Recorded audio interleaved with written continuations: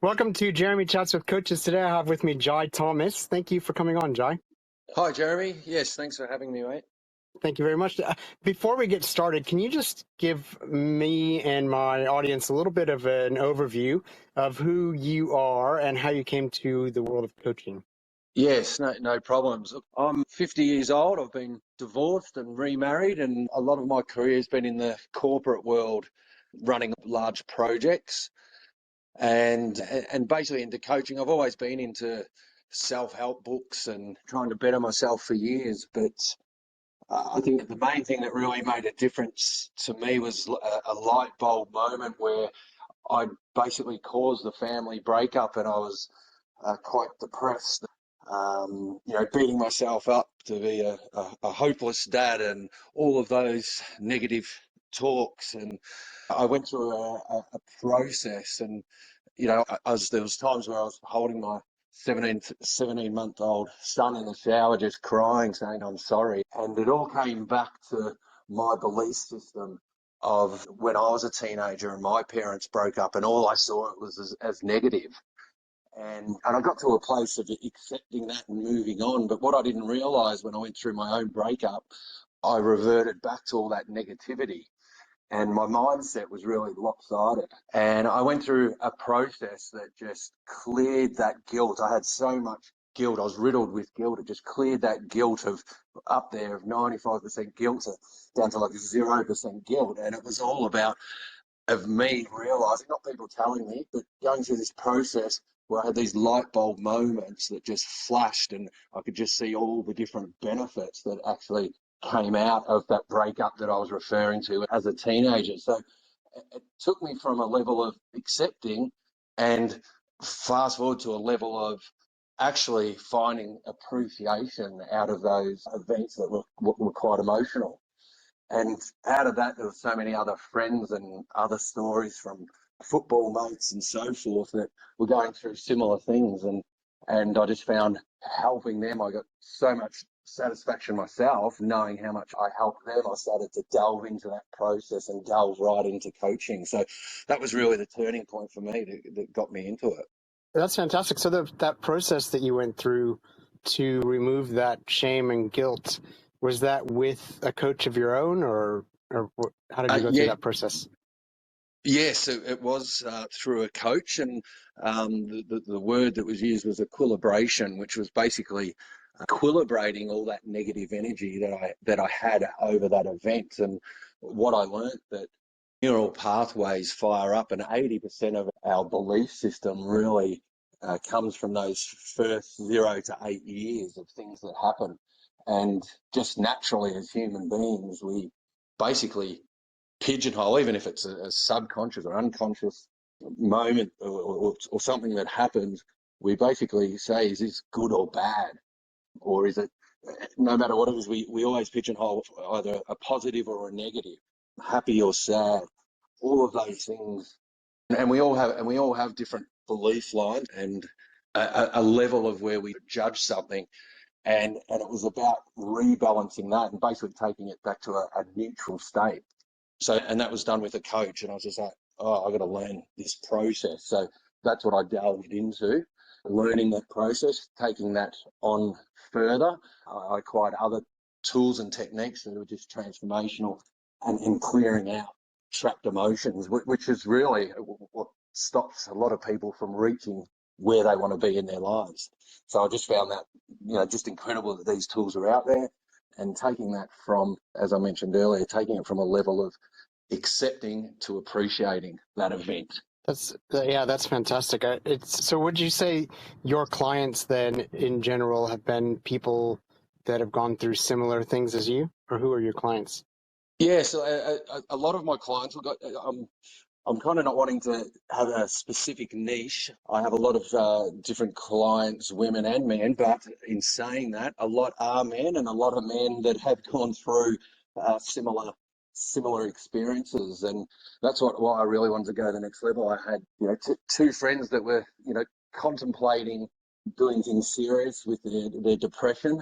And it was just like, hey, I know I've got these transformational tools. I need to assist people. So I then delved in and got my certification back in 2015. And yeah, just the satisfaction of knowing that you can assist people, because a lot of people out there don't realise. So yeah, so that's what really got me going into it.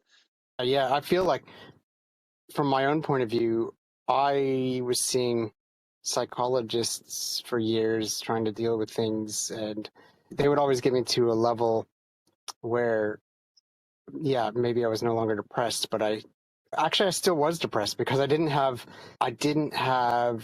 a forward plan. It was all about, clearing things up from the past. But I feel like coaching is in the realm of positive psychology, which is uh, 10, 20 years that they've been really researching it within the psychology realm. And yeah, I Yeah, feel like yeah. coaches right now are at the forefront of positive psychology. Yes, absolutely. And you see people that have seen psychologists and other modalities like that for years. And through coaching, some of these things can be identified and make a difference to people, within one session.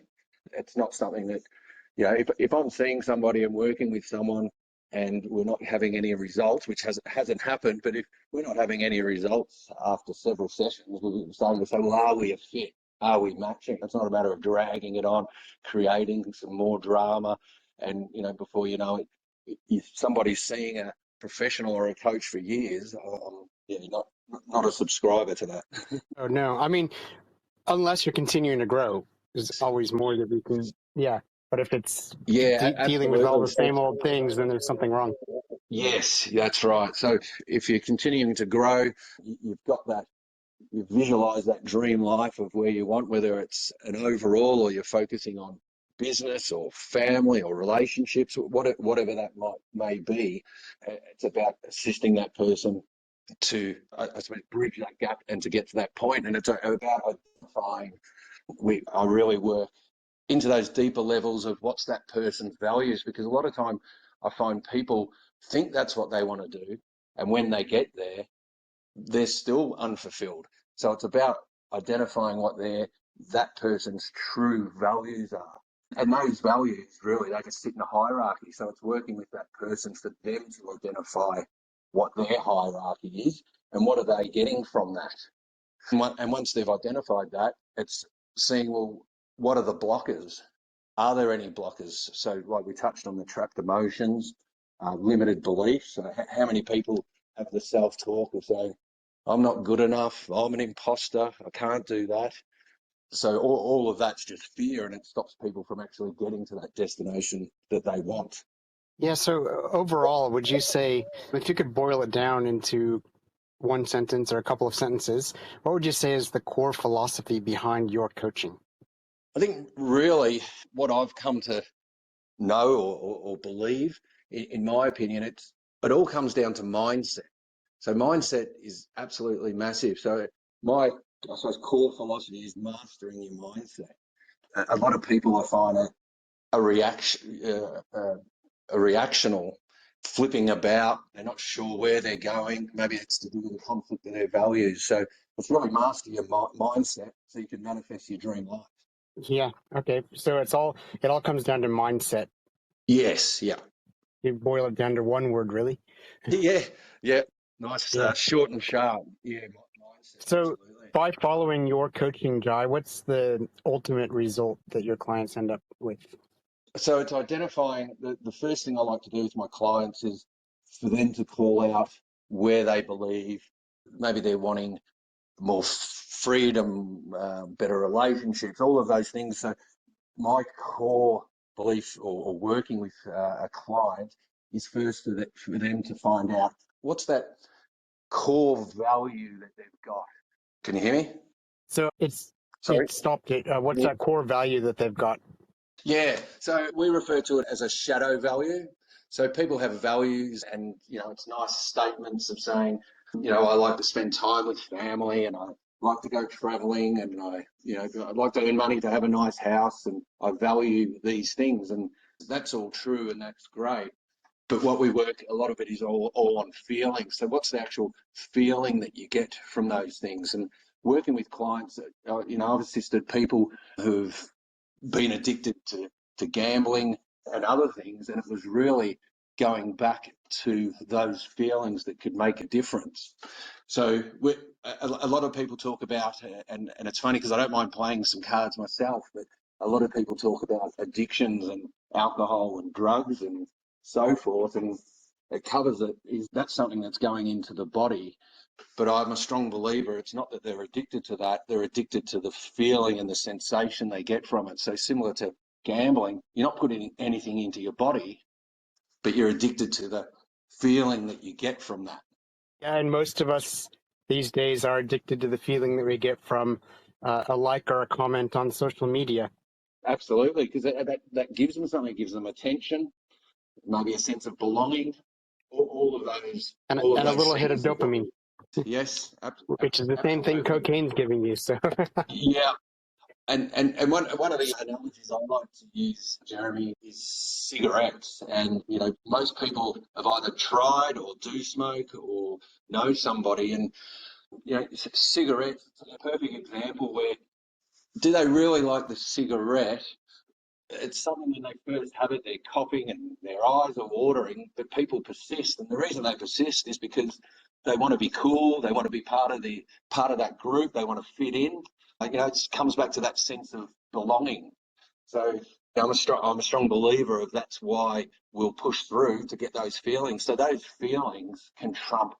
So it's about tuning in, and with different tools and techniques, can really elicit that with my clients so that they're aware of what's that underlying. Is it, do they want to feel rebellious?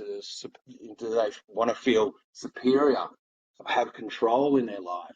All of those things that aren't bad, but they're being aware of it to know what you can tune into and use that as the fuel to get to your destination. It's so powerful. yeah, 100%. I love shadow values. It's something that I don't think I'd heard of until I was doing my coaching certification. Or no, actually, I think my coach might have done shadow values with me before I did my coaching certification. But I found that mine are attention, superiority, and control. These are things that you Yes. don't normally want to tell someone. I have a value of being in control. I have a value of getting attention. Those, if you keep those hidden and pushed down, they will demand, and you'll end up doing negative things for attention or negative things to be in control. But if you just embrace those shadow values and do things like a podcast where you're talking to coaches and you're getting all this great information out to people, but you're also getting some attention, or this sort Yes. of thing, then you can use your shadow values to get what you need, but also to be giving positively to the world. Yeah. Yes, that's right. And a quick example: one of my clients who he literally he lost his marriage, his kids not talking, his house. He had a GPO where he was getting additional credit cards and used up his line of credit. He's just gambling. He went to all the Gamblers Anonymous meetings. He hadn't gone more than 2 days of gambling. He'd literally walk out and go and gamble. And I was like, well, what's the benefit you're getting from it? And he nearly wanted to hit me in the face. He's like, what are you talking about, a benefit? I'm not getting any benefit. I've lost this, I've lost that. And we kept on drilling down. And what came out of that is that he was always being controlled, in his opinion, being controlled by his partner. And when things happened, he felt like he had the authority and the control. And that was by gambling. So we started to elicit these things of what does he get, what's his benefit of doing that, and that's when he realised that he can just shut everything else out.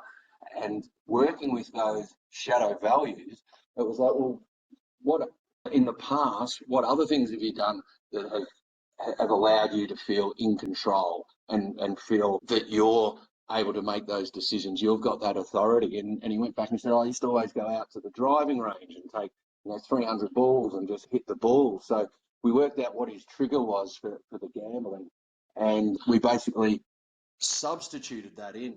And we went through. I said, well, what was the feeling? What were you getting when you were driving the car? And he said, I'd get off on that first exit and go into the gambling venue, and that's how we elicited it.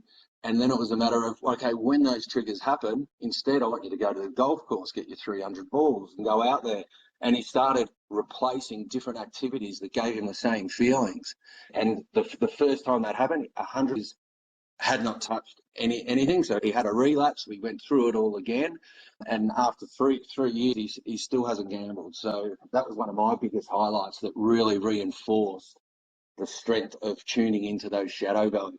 That's so good. And I think driving at the driving range in the long run is going to be a lot cheaper than gambling. Absolutely. A lot less destructive. That's good. And it's exercise too. Yes. What are some absolutely. of the, as you've been doing this, what you say you were certified in 2015? Yes. So we're coming up on 9 years now. I know you coach all different kinds of clients, but have you noticed patterns of common challenges that your clients face, and how do you help them through those obstacles? Yeah, I think the most common one, mate, is a lot of people have in their mind what they're wanting. So they can kind of picture that, and we go through those exercises. But the most common thing is really is the fear of taking those first steps. How do you help them through that fear? So, there's a number of tools, but one of them, which I think you might be aware of, is that universal freedom technique. Which, if there's trapped emotions holding them back, a lot of the time it's something that's happened, and they're now scared to do that, whether it's relationships or letting go. So we use those tools. I am familiar with it, but can you describe the universal freedom technique just a little bit for the audience? Yes, basically it's been used on thousands of people, and it's really about tuning into that energy. And what's good about this is it's not, you're not having to relive that moment. So it's about tuning that into that energy and seeing and talking to that energy of what's that emotion there? Why is it there? Is it there to serve me? What are the learning things I need from that? And being able to let that go. So you're basically with the intuition that's your own person that's feeling the emotion. Where is it located? And actually letting go. And it's powerful. You can actually see the change in people's faces when it happens. It's amazing. You start with someone and you ask them to rate their problem on a scale of 0 to 10 or whatever on how bad it is. And it's usually a 9 or a 10 if they're coming to us with this. And then by the end of the technique, which takes 30 or 40 minutes, they're saying it's a 0 or a 1 or a 2. And it's just like, and they're just amazed. And then, yeah, they come back and it's still gone. Have you read the book Letting Go by Dr. David Hawkins? No, I haven't. It's just all about letting go of anything. It's it's not Buddhist, but it's very Buddhist in its style, I guess, of learning to let go of everything, whether they're good things, positive or negative things. It doesn't matter. Just not holding on to anything really. But anyway, he talks about how when you work with thoughts and you try to change your thoughts, there's thousands and thousands of thoughts that might go with one emotion. You let go of that one emotion and you've dealt with those thousands of thoughts. They just go as well. So I find that the universal freedom technique is amazing for that. Yes, yeah. Basically, it's releasing that emotion. And what's great about it, people don't have to relive maybe a traumatic experience. So, yeah, but no, I'll Don't even check have that to know what book it out. is that's causing. They don't even have to know what it is that's causing that emotion. Yes, and that's why I loved it, because there's other tools and techniques where sometimes you may have to go there to assist that person to equilibrate those emotions, whereas this one not at all. And really, those emotions it's really powerful. Good. Hey, one thing I like to ask is when you've finished something like the universal freedom technique with a client, do you normally give them some sort of homework between now and the next session? So what kinds of homework do you give out? So depending with each client, but it's all about, I suppose, firing those neurons and sending light down uh, pathways. So there's specific homework per se for that, really, but it's dependent on the client with their questions after. Certain things may come out of it. So it's really from the emotional side is for them to get value out of that. So what the emotion comes for a reason. So it's about identifying that. Okay, so you find that you're able to deal with generally in the session, and you don't need to give out any kind of homework, or you generally do? Or No, well, really, it's now to focus on what's our objective. So we've cleared that out because yeah, there was a blocker of why you're not doing it. So the homework is not about specifically that emotion because okay, that emotion's not troubling them anymore. And now we're focusing on where's our destination, where do we want to get to. okay. So the next step, So and things that may come up after that is that they've cleared that emotion, but maybe they've got a conflict in their values. So that's then something that we'd work on. So it's kind of dependent on the client. right? Okay, yeah. I guess it's something that you generally would come up with them, Absolutely. rather than you Yeah. assigning something. Yeah. Yeah, What's your strategy? absolutely. Keeping them accountable after that is Yeah. I find is one of the biggest things, and even for myself when I have accountability when somebody's there, or you just it might even be just logging your food because your target is to lose weight. Having that accountability to log the food makes an absolute massive difference. If there's no accountability there, then that's when people can start going sideways from where their goal is, where they want to get to. So the accountability is massive, and that's really the main things that come out of it after that. And what is it that you do to hold them accountable? So, so one of the biggest things for me is I like to use the word inspire rather than motivate. I feel like motivates, you're cheering for your team. Inspiring, it's coming from them, and when it comes from them, they own it. And the biggest way I work with clients to do that is for them to realize what's their benefits of doing it. And it's, I suppose it's at that level, you say, oh, what's the benefits? But you actually get them to write out the benefits. And I'm not just saying one or two benefits. I'm saying, how does that benefit or how does that improve your life in this area? How does it benefit and improve your life in that area? And I want you to write out when you get 10 in that one area, I want you to push to 15 and then to go, well, how does that help in my career? How does that help in my relationships? How does that help with me with money? And all of these things are interrelated. Now, all of a sudden, this lopsided view they had is now balanced out and they can see the benefits. So now they're inspired and they want to actually do it. And you tie that back, you link that back to their shadow value, and bang, they're off and running. Yeah, I 100% agree with you. The person has to be inspired to do it themselves, or certainly the actions aren't going to continue if Yes, it's yes, just for you. and the biggest way for them to find that inspiration is for them to see all of the benefits and how that's going to serve their shadow value. So it just loops back around. It covers all bases. It's great. And then, as most people, well, not most people, but people know, sometimes if they're still struggling, it may be just to chunk those sizes down. And that was something from my corporate world, project management, and also coaching, is to chunk those down to the size that people can take action and can do it. And once they start getting that momentum, that's where they get more inspiration back. They see it serving their shadow value and they keep going. So yeah, that's one of the other main reasons why they may stop is just because it's a too big a task and it's like, oh, where do I start here?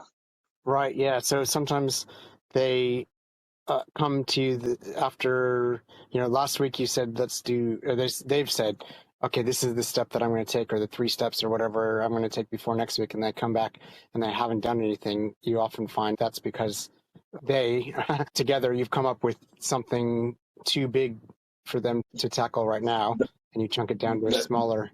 Yes, and you keep chunking it down until they basically got no objection to doing it. They're like, oh, of course I can do that. So, chunking it down into that size that they believe they can do that. So, like, Yeah. fitness, a lot of people, you say, go out and do a half marathon. They're not even going to get off the couch. So, yeah, it's about. For a lot of people in 1 week, they, put their running shoes on every day or something like.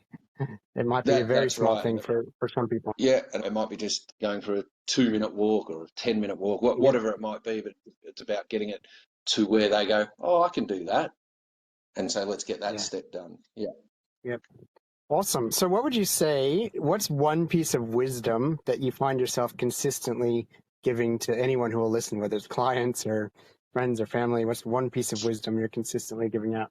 Yeah, one I like to imagine, if you imagine like a share graph line, and I call that your life from your start on your left to when you pass on your right, and there's ups and downs the whole way. And one thing I'm commonly saying is that when people are feeling, it's nothing's going right, and I'm in one of these pits, is that I like to say it's just a blip on the radar. And one day you're going to look back and see that blip, because there's other things that have happened in your life that was a blip, and at that time it was the biggest thing in your life, and you struggled to deal with it emotionally in every way. And so that's just a blip on the radar. And whether it be one day, 1 month, 1 year, 5 years, it's happened for a reason. And you've learned that. Now, you may not ever know that reason, but have comfort to know that that's happened for a reason. So that's something that I've found comes out a lot. Even before doing coaching, that would come out. And it was, I suppose, a way of knowing that there's always ups and downs. And no matter how bad it is at that point, there's going to be better times. For a reason. Yes. Yep. Have solace that it's for a reason and move forward. Yeah. Thank you, Jai. Just a couple of last questions just to make sure that we've covered everything that we can in this short time. So if either of these questions, either or both, are your answer is just no, that's perfectly fine. But if you have something, that's fine as well. So wherever we go with these. But number one is there anything that we started talking about that you didn't get to say as much as you wanted to because we headed off in a different direction? Went off on a bit of a tangent. No, I think we covered most of the things that I had in my mind that I wanted to cover. So yeah, Awesome. And then I think we covered all the main things. Fantastic. And then is there anything about Jay Thomas, about you, your philosophy, and your work that I didn't even know to bring up that you think would be a glaring omission in a discussion of Jay Thomas' life and philosophy of coaching? No, I think we covered it. I think the main thing, just to reiterate, is that I suppose that belief of our neural pathways, and there's positives and negatives of every event. I think that's one of the main things I like to communicate. Fantastic. Thank you so much, Jai. What I'll do now, there's two main reasons for this podcast. Number one is so that everyone can listen for free and gain whatever they can glean from these little chats with all different kinds of coaches and all different kinds of niches, different philosophies and whatever. But the other thing is somebody is going to be listening who is thinking, I need Jai Thomas in my life to help me move forward. For that person thinking that today, how do they find you? How do they contact you? Yes, they can direct message me on Messenger, Jai Thomas. My email is thomas.jai, Jai, 25@gmail.com. And the website's currently under construction. So that's zohocoaching.com.au. There's still something there. You can still get to zohocoaching.com.au. It's, I think in about 2 days you will be. Okay, cool. Awesome. Well, yeah, well, this won't be published for a week or two. So that's great. Thank you, Jai. And thank you very much for coming on. And we'll talk to you again soon. Great. Thanks, Jeremy. Oh, and appreciate it. Sorry, I better say that you can find all my links at jeremywest.net. Now, Jai, we had some listener feedback, and it sometimes gives me transcripts, but it didn't for a lot of them. So I thought I would play them here at the end, and whether you want to stay on and see if there's anything to comment on, but I will, if any of them are just, I don't want to include them in the podcast, I won't. So let's see if there's anything we want to add, any replies we want to make to any of these. So here's first one by KV with a smiley face. I've noticed there's a trend of people referring to themselves as coaches, and I've always wondered about this because traditionally coaching has been relegated to sports and physical activity, not necessarily the mental things that you're talking about, the psychological things that you're talking about, not necessarily. I know that coaches in sports help motivate their athletes to push themselves and to say, hey, you can do this. You're physically capable of doing this if you do what I tell you to, if you follow my instructions. So when people are saying that they're coaching people in life, and regulating their mental processes, they're really just instructors. They're teachers. Yeah, well, yeah, I'd agree. But except that I can see why the same thing is used as for athletics, because as you said, they're in athletics, they are motivating people and helping, well, inspiring people to do the very best that they can, and that's what coaches are doing in life as well. You have Yes. anything to add, James? Yes, and I think what's important there is that you can have all the physical capability, but mindset's the one that's going to get you to the top of the level that you want to achieve or that you can achieve. And obviously, you need both. You can have mindset and not have the physicality, or you're not going to make it, but it's also going to be the other way. And I was talking to my partner actually just last night and saying, isn't it funny how there's just in our suburb, there's probably 5 gyms, and every suburb's got several gyms, and each one of those have got several personal trainers in there. And it's such a focus, which is Yeah, great. But the actual people out there, they should be getting personal training with their mindset to assist their yeah. life in all of those different areas. So it's just as important. Actually, at one point, Mentally. and I would actually say that within athletics, it's more personal trainers that are doing. I think people think of the coaches as people that are doing physical training with people, but that's physical trainers. The coaches are working on mindset, and just team, keeping everyone together as a team. But at one Yes. point when I was marketing my coaching, I was thinking of calling myself a personal trainer for the mind. I don't remember exactly the term that I had, but it was because I was thinking of setting something up where it was a daily sort of an app with a daily activity to do. So that's more like a personal trainer than it is, I'd say, like a coach. So Yes.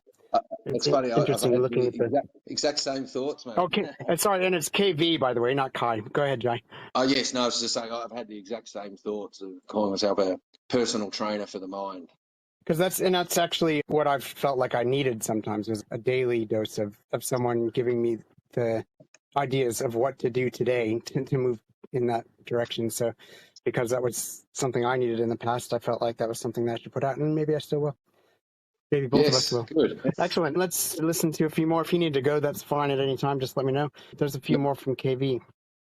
But it seems like when you say coach instead of instructor, it it involves your whole body, not just sitting at a desk and taking in knowledge, but actually incorporating your whole body into the instruction, right? I'm starting to come to the conclusion after listening that, especially when you're listening to a man, and there's men and women coaches, is that the coaches are kind of making up for the lack of parenting that is the trend nowadays. Less people experience a family situation with both parents living in the household together. And because they lack this instruction early on in life, they're seeking it down the road. And so that's why I think we see a preponderance of people referring to themselves as coaches in life, as a substitute father or mother figure in their life that they didn't get early on. That's interesting because in some ways my coach did the opposite for me, because for 18 years we are trained that you have to ask permission to do anything, and your parents are in charge, and at school your teachers are in charge. So you have to ask permission to have a second helping of food, or at school you have to ask permission to go to the bathroom. And Yes. after 18 years of training in that, it's really hard to then go into adulthood and realize that you have free will to make your own choices. And the first thing my coach did with me was, and she's a woman, by the way, was to make me write up a big sign, or inspire me to write up a big sign that said "I'm allowed," and put it where I would see it every day as I was leaving the house, to remind me that I make my decisions now. I don't have to ask anybody else for permission. Yeah, absolutely. And it's like being conditioned, I suppose, in those first 18 odd years of your life.